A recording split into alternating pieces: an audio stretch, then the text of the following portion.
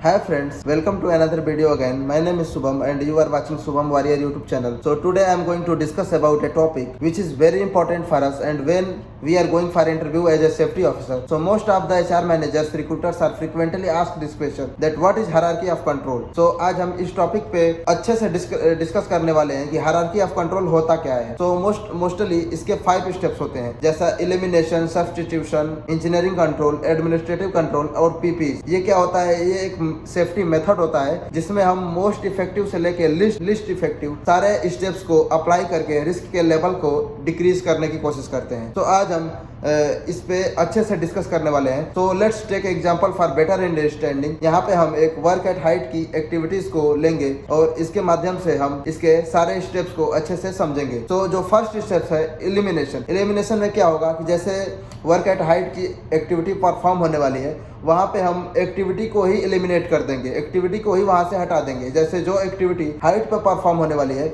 उसको हम ground level पे करने की कोशिश करेंगे या मोस्ट एक्सपेंडेबल टूल्स या इक्विपमेंट्स की यूज करके उस एक्टिविटी को ग्राउंड लेवल पे हम परफॉर्म करने की कोशिश करेंगे. जो सेकेंड होता है वो होता है सब्स्टिट्यूशन में क्या होता है? जो भी एक्टिविटी के लिए जो रेगुलर मोड है वहां पे हम उसका अल्टरनेटिव यूज करेंगे. जैसे अगर वर्क एट हाइट के लिए हम लोग लेडर की यूज कर रहे थे तो उसके बदले में हम MEWP का यूज करेंगे, मोबाइल एलिवेटेड वर्किंग प्लेटफॉर्म का यूज करेंगे. इससे क्या होगा कि जो एक्टिविटी है वो और सेफ्टी और स्मूथली परफॉर्म होगी. वहां से क्या होगा कि रिस्क का लेवल जो है वो डिक्रीज हो जाएगा. तीसरा जो होता है उसमें होता है हमारा इंजीनियरिंग कंट्रोल के अंतर्गत हम क्या करते हैं कि अगर कोई एक्टिविटी हाइट पे परफॉर्म हो रही है, जैसे कि वहां पे इसका फोल्डिंग पे एक्टिविटी हो रही है, तो इंजीनियरिंग कंट्रोल के अंतर्गत हम वहां पे guard rails, mid rails, toe board, sole plate, braces या सेफ्टी नेट को लगा के वहां पे क्या करते हैं, हम रिस्क के लेवल को डिक्रीज करने की कोशिश करते हैं. जो हमारा चौथा होता है उसमें हम क्या करते हैं, एडमिनिस्ट्रेटिव के कंट्रोल के अंतर्गत हम क्या करते हैं कि एक्टिविटीज को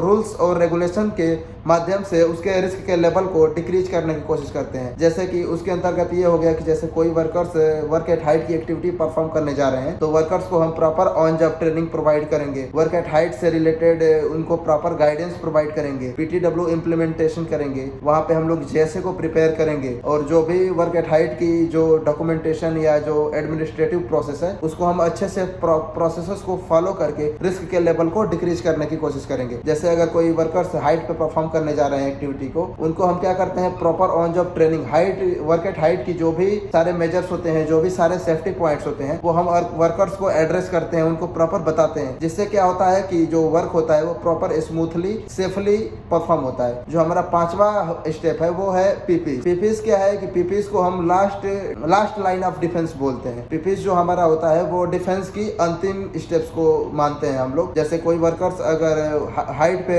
एक्टिविटी को परफॉर्म करने जा रहे हैं उनको हम जॉब स्पेसिफिक पीपीस प्रोवाइड करते हैं. जैसे वर्क एट हाइट की जो जॉब स्पेसिफिक पीपीस हो गई, जैसे वर्कर्स को हम full body harness with double lanyard provide करते हैं, वर्कर्स को फॉल हरेस्टर प्रोवाइड करते हैं. अगर कोई वर्कर टावर के अंदर अगर काम कर रहा है उसमें हम उनको वर्टिकल लाइफ लाइन और फॉल हरेस्टर की सहायता से वहां पे रिस्क के लेवल को हम डिक्रीज करने की कोशिश करते हैं. तो आशा करता हूँ ये वीडियो आपको अच्छा लगा होगा. So if you found this video helpful, so please do like, do subscribe and write your thoughts in the comment box and we meet you again. So thank you so much for watching this video till end.